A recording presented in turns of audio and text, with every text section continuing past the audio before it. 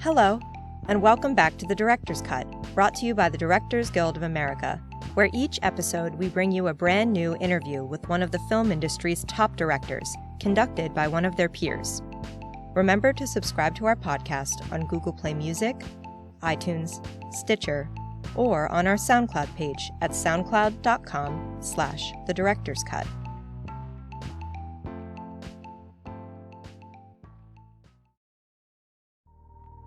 This episode takes us behind the scenes of director Richie Keen's new comedy, Fist Fight. The film stars Charlie Day and Ice Cube and tells the story of high school teacher Andy, who inadvertently causes the school's toughest and most feared teacher, Ron Strickland, to get fired on the last day of the year. Challenged to a fight by the angered Strickland, Campbell is desperate to avoid his impending doom as news of the showdown spreads across the campus like wildfire. In addition to Fist Fight, Mr. Keen's credits include the movies for television Kings by Night, Living with Abandon, and Below the Law, the pilot for the television series Teachers, and episodes of the television series The Goldbergs, Marin, The Comedians, Sirens, and It's Always Sunny in Philadelphia. After a recent screening of the film at the DGA Theater in Los Angeles, Mr. Keen spoke with fellow director Seth Gordon about making Fist Fight. During their conversation, Mr. Keen discusses how he sought to create a prisoners versus inmates theme throughout the film, shares the lessons he learned as a first-time feature director, and describes how he views comedy as a democracy where ideas can come from anywhere.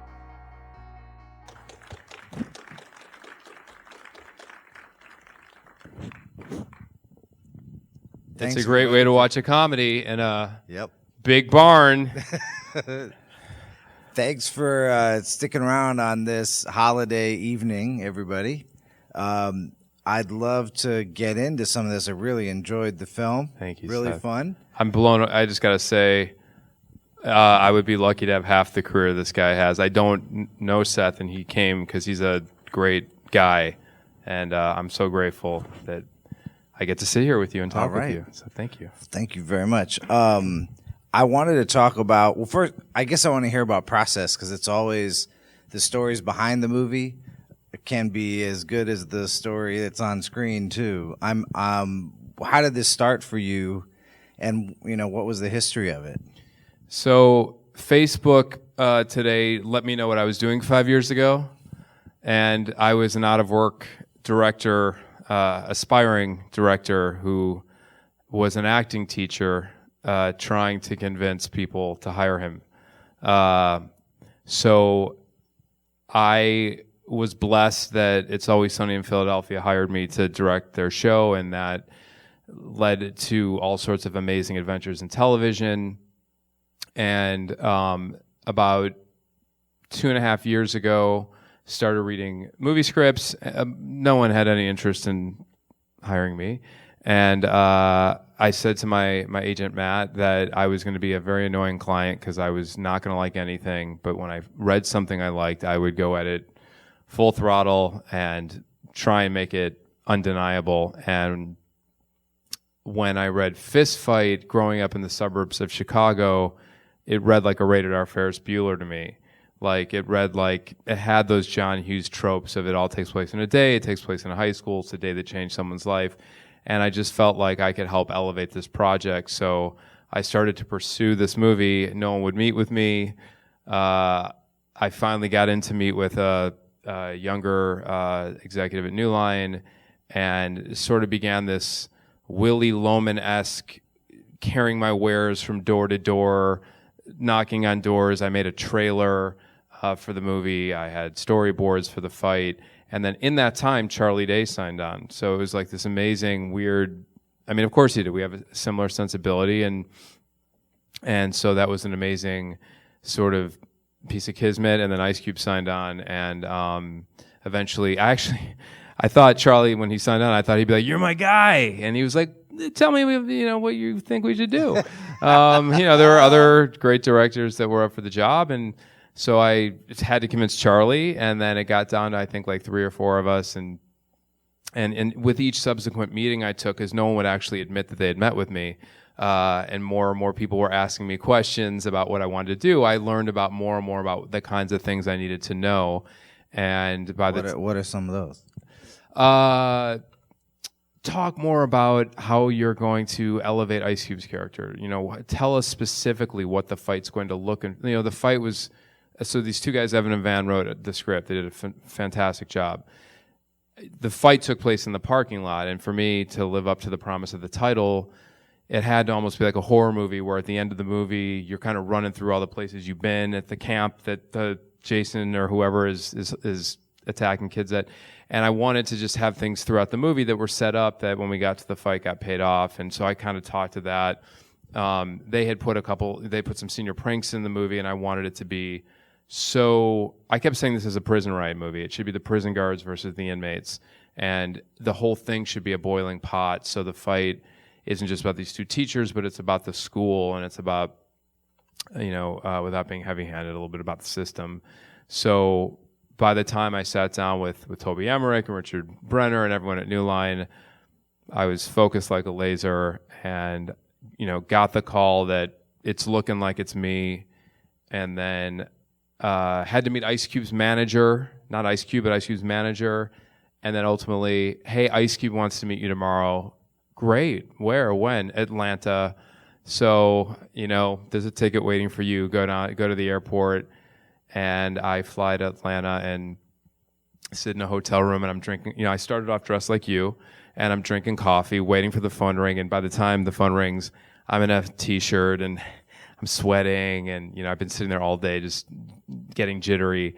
And I go down to the lobby, and for 45 minutes. And by the way, Ice Cube is the nicest guy in the world. So he'd hate me saying that. So I'm sitting with him, and the lobby's here, and I'm trying to drop the hammer on these bits and what I'm going to do. And every time I'm about to, someone's like, can I get a picture? Can you? And I'm taking the picture. I can't close the deal because he's like, yeah, come take a picture.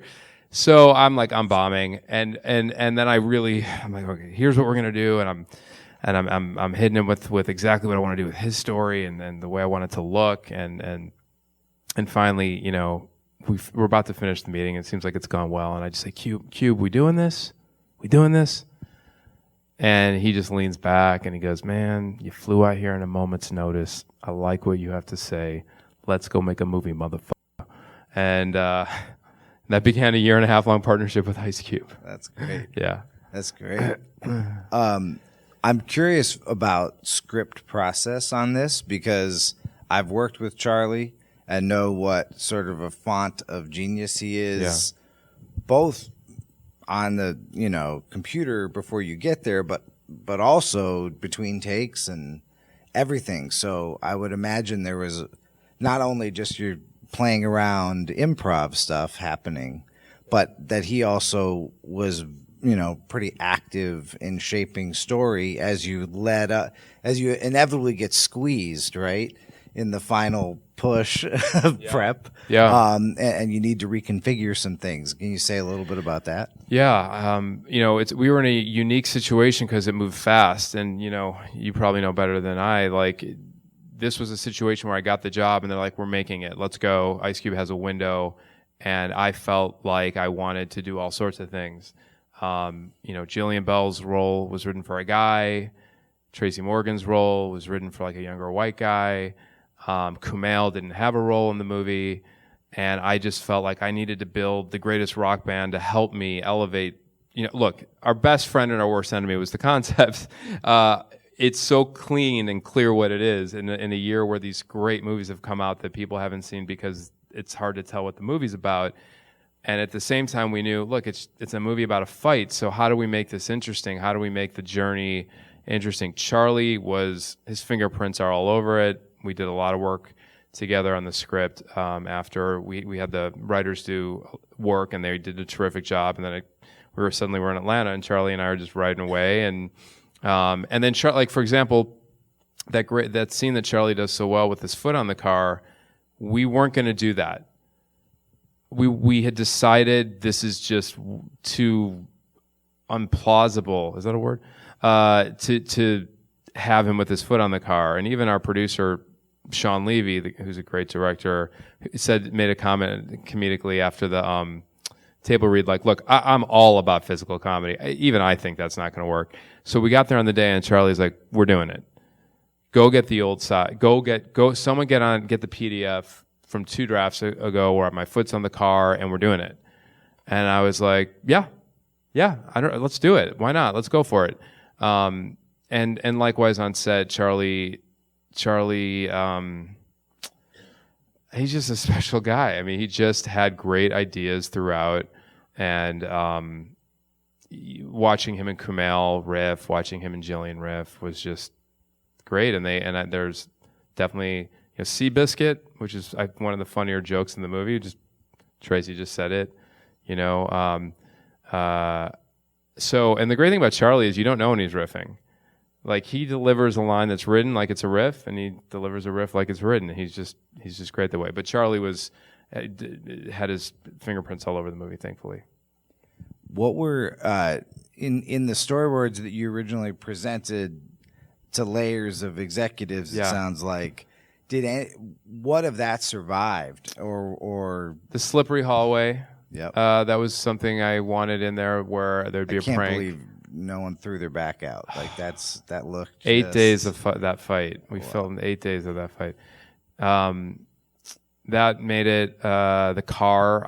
Growing up, we had always talked about, we had a prank we wanted to do on the principal where we were going to take apart his car outside and reassemble it in the lobby so he couldn't get it out. And none of us were smart enough to actually do it. But I was like, let's put that in the movie. And so we wanted to ultimately end up where they were landing on the car and the principal was pissed that it was getting even more beat up. The mariachi band. The mariachi band, I think it was Dan Cohn, one of our producers, who had that idea and said, I heard about it, a real thing where like a guy was followed around by a mariachi band. I was like, that's amazing. And then I just was like, if that mariachi band at the end is playing Rocky, that would just be, and I was like, we have to find the band. We have to go to a Mexican restaurant and find an actual mariachi band. And I don't want to pre-record them. In Atlanta. Yes, I want them to not be great. I want the trumpet to be just a little off. Yeah. And we had 2 bands come in, and they're, these guys are used to playing at, El Compadre or whatever, in Atlanta. And, those guys were just terrific. So those were all things that were sort of in the pitch of what the fight could be. And then I think I had a thing with the helicopter. My whole thing with the fight was just I wanted it to be both real. I wanted to beat They Live in time, which I think is the second greatest fight on film. I just love that fight. I don't know if you guys have ever seen They Live, but man, if you haven't, just YouTube the fight in They Live. It's so absurd. These 2 men are just beating each other up forever. We have to beat the length of that, and we have to think it's over a couple times, and we have to have a few laughs. So we have to have like a break in the action to get a laugh, so it's not just brutal for the sake of brutal point. And that was all in the pitch, and that ended up in the movie. Well, I liked some of the choices, like just have Ice Cube knock him out from the beginning, get that over with. Yeah. Right? Then it's about getting back up. Yeah. That was a lot of fun. I thought that Jillian Bell was extraordinary. So did you know her first and write her to be that part, or? Right. So I'd never met Jillian. It was an amazingly written part, but it was for a guy. I thought it was a very tough sell, even in a rated R movie for teenagers. I felt like, how do you have a guy who is doing meth and looking at girls? So Ice Cube had said to me, hey, like, I want to do something different in this. I don't want to be the guy from 21 Jump Street. I don't want to be yelling and like, I don't want to be the angry black guy that I'm specifically on purpose playing in 21 Jump Street. I said, well, I'm not worried about that because I want you to be the shark in Jaws for the first half of the movie. I just want you kind of quietly, swimming around Charlie. But in going back to watch all of his movies again, I'm watching 22 Jump Street, and I'd seen Workaholics, but I'm just like, this girl is so special. Like, she's going toe-to-toe with the funniest people, and she's stealing the scenes. And I called Charlie up, actually, and I said, I think Jillian Bell should be your buddy. And he's like, that's a great idea. And I'd never met her, and we did a quick pass and sent it to her, and she wanted to do it. And we couldn't work it out. There were things that were keeping us from working it out. And the studio said, we're going to move on. We're not going to use Jillian. We're going to use someone else. And Jillian was having a general meeting on the Warner Brothers lot with the executives, and I heard about it, and I drove to the lot, and I showed up, and I went into the meeting, and I got on my hands and my knees, and I said, you should have, I opened the door, and everyone's like, huh? Like, everyone's just like, what are you doing? And I got on my hands and my knees, I said, my name is Jillian, my name is Richie Keen, I'm directing Fist Fight, I'm begging you literally to do this movie. And she just, the look on her face was just astonished, and they worked it out, and so I knew, again, with a concept that is so straightforward and so simple is not the most elegant word. I knew that I had to inhabit it with special people. Yeah. And her and Tracy were keys to that. Well, and some of those kids were great too. Were they Atlanta discoveries, or what was that? Yeah. I kept saying, what would John Hughes do? He would, growing up in Highland Park, Illinois, he would cast local kids. He'd make discoveries. The twins are not our LA guys. There's a couple other guys who've done a few things, but for the most part, I mean, that girl, who plays Charlie's daughter, sent me a tape. She's a local kid. That's awesome. She's even outside of Atlanta, and her poor parents. That wasn't the song in the script. I changed the song out about a week before. Kanye West Power. Okay. And I had a very zen lesson, which was, well, you can't afford Kanye West Power. I learned about this right before shooting, and I thought, well, how do you replace a Kanye West song? It's so badass, And I said, well, what can we afford? And they sent me like 100 songs. You can afford these 100 songs. And I got my headphones on for 2 whole nights, during prep. And guys, I'm 42. I'm not that hip. I don't know Big Sean that well. I mean, I know who the dude is, and I probably had heard that song, but I heard that song and I thought, oh my God, this is going to save our third act. Like, this is so fucking special. And I had to get Charlie's permission, so I called Charlie. He's like, yes. And actually, and then I had to convince this kid's parents. And God bless them. They were like, oh, she wants to do it. She's excited, And by the way, she's already come to LA. She has an agent. She's like she's gonna be like a child star. Yeah. But local kids. I mean, as much as I could, and diverse. But like the first 2 kids that I see, the Rush Hour kids. There's an Asian kid and an African American kid. Local, as many as I could.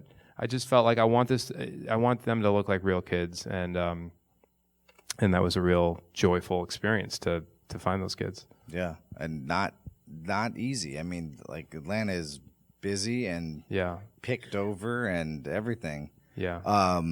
Do you hate public school? I actually love public school.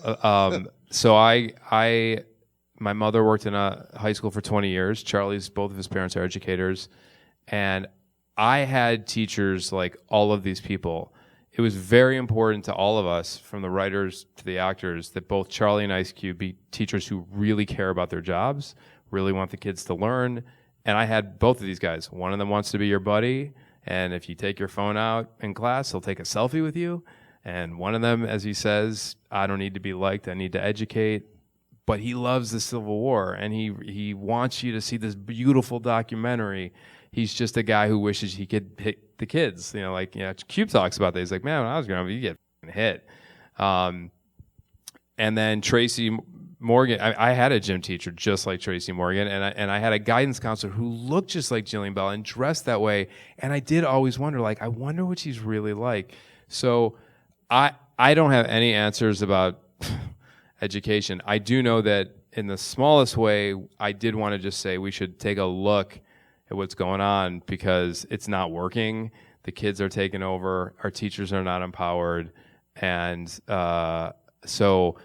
but as I said, I wanted this to sort of be a prison guards versus inmates look at public school. I picked a school that was literally abandoned, and I didn't fix it up that much. I mean, it's like that opening shot, I wanted it to feel like a prison yard, and it's rusty and crappy. And I could tell you from touring schools, that's unfortunately the reality in a lot of places. So that big fight was in the courtyard of an actual school. Yeah.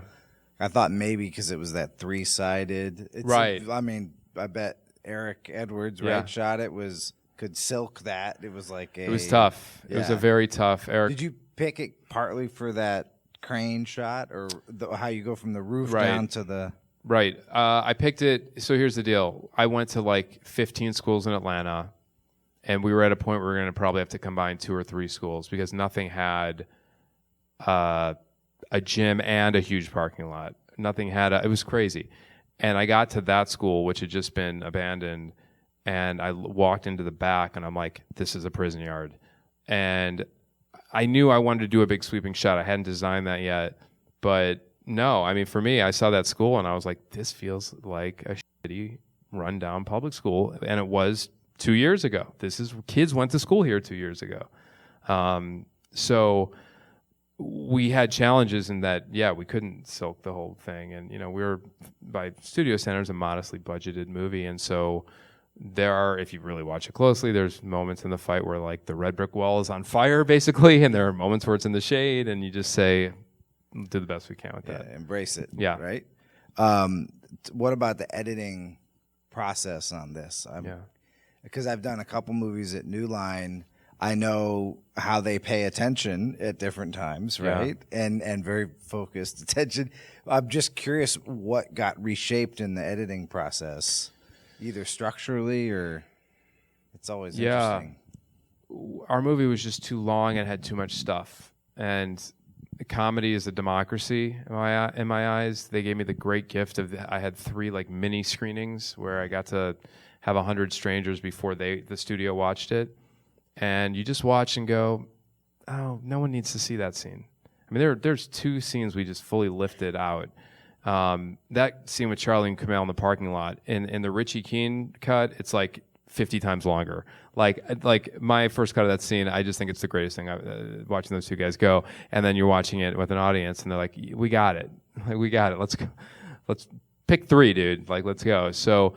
Part of the editing process for me as a first-time feature director was just learning to listen to the audience and then also to trust myself and just say, I had a playwriting teacher in college, and he said, disciplined writing isn't writing every day. It's cutting your favorite scene because it doesn't progress the story. And there were just moments like that where I had to just say, I know it's a good laugh, or I know it's not worth it. Right, or you'd fallen in love with a performance or something. Yeah. In terms of the studio... they had certain things that they always do that they like. They love outtakes. They love, there are certain things that they like, and we just negotiated, lots of things. And for me, as I couldn't believe for a first time filmmaker, how much they just said, if you really feel strongly about that, we got it. Right. So, and they didn't force you. No, they were phenomenal partners at the end of the day. And actually, I learned a lot from them because, man, I mean, you've made movies with them. They've done it. I'm new. They've done it a lot, and it's hard because I'm full of some vinegar, and I know exactly what I want. And they'll say, why don't you just try it like this first screening? And then you do it, and you go, God damn it, they were right. And so that was a great lesson. And I assume there was a preview process Yes. as well. So...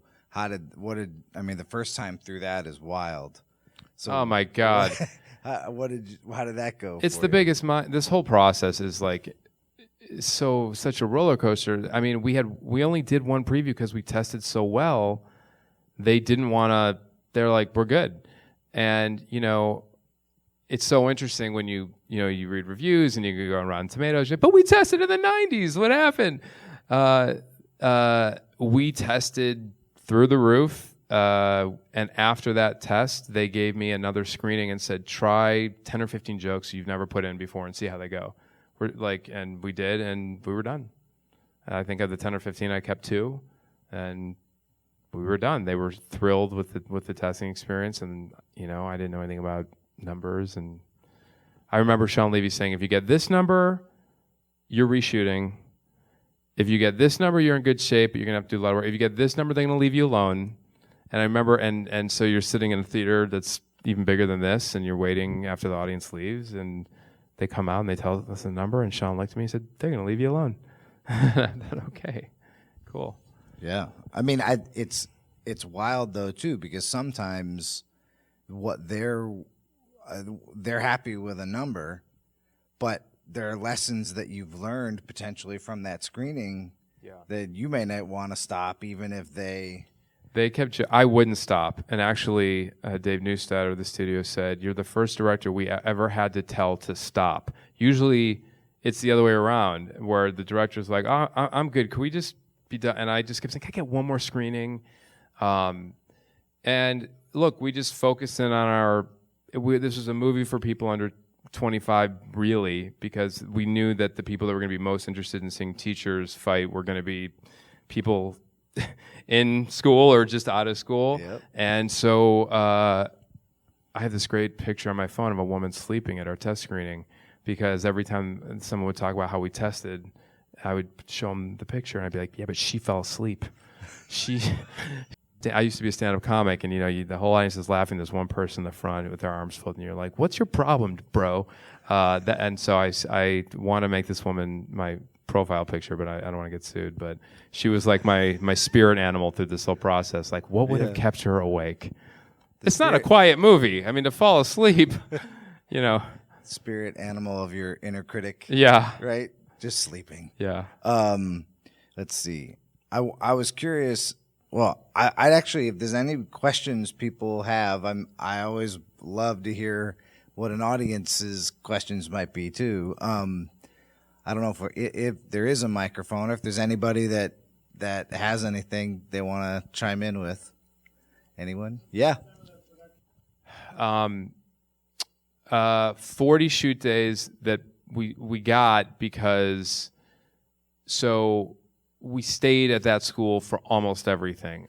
Even in there was a whole sequence in the script that's fantastic that had to go away because we couldn't afford it. It was like a flashback to the Civil War, and in its place, it was like Ice Cube's ancestor and Charlie's ancestor, and it was this amazingly written sequence. And when I got the movie and they did the budget, and the budget was, I think, like $35 million, and they said, "Well, we're going to give you $22 million." You go, "Oh, all right, that's gone." So I said, what if we do a sequence where like it's the mythology of who this guy was, and it's a bunch of, just to open it up a little bit. And the writers did a great job, but they wrote an Iraq sequence where there's a helicopter flying by, and I said, well, let's make it a bunker. Let's keep everything at the school. So we were able to squeeze a few extra days out because we didn't leave the school for most of it, I would say. And so I was able to eke out what probably would have been a 35-day shoot schedule into 40. The AD, Vincent Lascombe, is just a saint. No one should have to deal with me for 40 days. Some of those crowd scenes were truly gigantic. Yeah. So I think your AD department... phenomenal, impressive. Some of those people are VFX'd in, because when you're in Atlanta and 600 people say they're showing up, 300 might. The amazing thing was we had a core group of like 250 kids, and every day the first thing I'd do in the morning is I'd grab a microphone and I'd welcome everyone and I'd thank everyone and say, thank you for being here. You're a part of the movie. You're making this hum. You're probably going to be on camera. There's cameras everywhere. And then I would have the cast come in and they would applaud every morning. And it was like, in LA, no one would do that.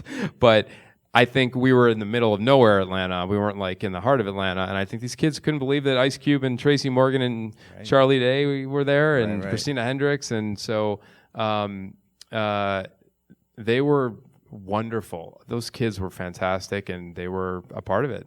A constant reminder of how lucky and privileged the whole thing is, right? Yeah. Just to get to do it. Yeah. What about some of the other production challenges that might not have? I mean, I love to hear about the sequence that couldn't fit in anymore. Yeah. Just because I think those, like the requirement that you have to hit a curveball, and by that I mean all of the unexpected crap that's shoved at you in the last sort of month before you shoot, is where great things are born at times too. Big Sean, right? Like exactly. Things like that. Yeah. I mean, look, I didn't go to film school. I came out of filming my own stuff, and the answer is yes. You got it. No, not a problem, for me. So when they're like, well, it's it's going to be this budget, $22 million. That sounds like a fucking fortune. You can know whatever you need. Right. I got it. Like, well, 40 days. Yeah, exactly. What? Yeah. So for me, the answer was just always yes. But you, like what you just said, you really, really dig down and say, what's the opportunity here all the time? What's the opportunity here? Like, I got to cut this sequence, or we can't do this, we can't do that. I mean, there's so many things that along the way you're told you can't do, and you just get creative, and that sometimes is how something wonderful. Did you explore ever picking anything up or reshooting anything? That sequence, the mythology sequence, had more and had a couple of really funny things that we left on the floor, and we came in under budget, and they said, you have a choice. You can either go shoot a few more things or you can get a few more good songs. And so I said, okay, let me put this cut together. And at the end of the day, I was like, I want a few more good songs. Like, I can live without those things. And for me, there were a few things. I thought about doing some things at the beginning of the movie, but at the end of the day, I felt like it's 90 minutes, it's humming along. Let's get some great music and be done with it. Yeah. What do you see on the horizon as the next kind of challenge to take on? Well, not that you have to go on record. Sure, no. I mean, I'm going to do another movie for New Line. They were so nice. They asked me to do something before the movie came out, which is a huge compliment. We're all thrilled. We had a crazy topsy-turvy weekend because we made exactly what we thought we were going to make. We knew we were hoping to maybe beat Matt Damon in his ponytail, but man, they just had a lot of money. So we're all very happy with this, and we're gonna do this movie called Partners with Mark Wahlberg. It's a big sort of Central Intelligence size movie, and we're just working on the script right now, and I've got some fun stuff in TV I'm doing, and yeah, that's cool. Are there any other questions out there? Yeah. Just going back, you kind of flew through. You went from being unemployed to yes. director on Oh God.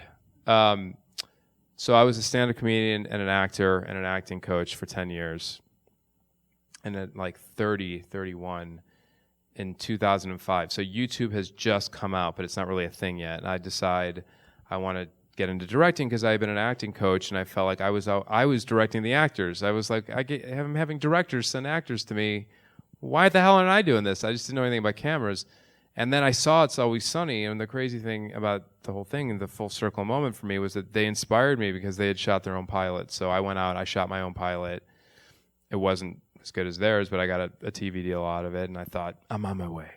Here we go. 2006, I'm done with all this other crap, and I got a deal at Fox, and I wrote a pilot, and they said, here's your little money that we gave you that you think's a lot of money, and you're an idiot because you think that's a lot of money. And then I was right back to auditioning for commercials. And I just kind of kept making stuff. Early in Funny or Die's existence, when they weren't making their own content, and the point of Funny or Die was you would post stuff, and people would vote Funny or Die, and if it was more funnies than dies, it would move up in the queue. I made a few things that were successful, for lack of a better word, on that small site at the time, and ultimately got a job directing on Dimitri Martin's show for Comedy Central called Important Things with Dimitri Martin, and I ended up directing the whole second season. He called me and said, do you want to do a few sketches? And I was like, oh my God, of course. And then he just kept me around. It was sort of like in The Princess Bride, the dread Pirate Roberts says, and he said, like, I'll probably kill you tomorrow. But that's how I felt. Dimitri's like, why don't you stay 2 more weeks? 2 more weeks. And before I knew it, I'd done the whole season, and I thought I was on my way. And then I realized, people think you're a sketch comedy director. They don't want you to direct half-hour comedy or whatever else it is you want to do. So I went back and started making more stuff for Funny or Die, and I made one piece that went viral at the time, was 1 million hits, and it started a couple of known people, Kate Bosworth and Topher Grace and Brett Gelman, who was a up-and-coming comedy guy at the time. And Topher knew I was a big fan of It's Always Sunny, and he sent it to Glenn Howerton, who's on It's Always Sunny, and said, you should see this. And Glenn said, wow, who directed that? He said, my friend Richie, and he's actually a big fan. And I met Glenn, and he started watching Dimitri's show, and I remember him saying to me, I got to work with you on something, but you're not going to get hired on It's Always Sunny. We only have 2 directors. We have the same 2 guys. They split the season. I said, no problem. I just think you guys are great. And then the next year, one of those directors was unavailable, and they hired me. And I will tell you, though, just to contextualize it, within that time, I probably met on 15 television shows. And this is a testament to my agent at CAA. God bless this guy, Frank Jung. He put me up for everything, and he passionately pitched me to everyone. And people would take the meeting. They just would ultimately say, look, we love him. If we're going to give him the episode, we're probably going to give it to our editor. Probably going to give it to our DP. Like, if we're going to take a shot on someone, and no one would say, I was like, Tootsie, no one will hire you. No one would hire me until Sunny. And the weird thing was that, like, I somehow had this cool street cred because I had just done Dimitri's show, and then I had a gap, and then I did Sunny. And in a weird way, I wonder if I had done those other 12 shows, if I would have gotten to do Shameless and Marin and The Comedians and the movie. And so it was just a great thing where people with the same taste saw something in me and gave me a chance, and God bless them for doing that. Well, I think that was a great soliloquy Yes. to end on. So thank you, everyone, Thanks, for guys. sticking around. And thanks to Seth. This is so kind of you, Seth. And great job on the movie. Thanks, man. Thanks for listening to this DGA Q&A. Check out past episodes of the podcast by subscribing wherever you listen to podcasts or on our website at dga.org/podcast. If you haven't already, please subscribe to The Director's Cut on iTunes, Google Play Music, Stitcher, or our SoundCloud page so you won't miss an episode. Also, if you're enjoying the podcast, please like, share, and leave us a review. We'd love to hear your feedback.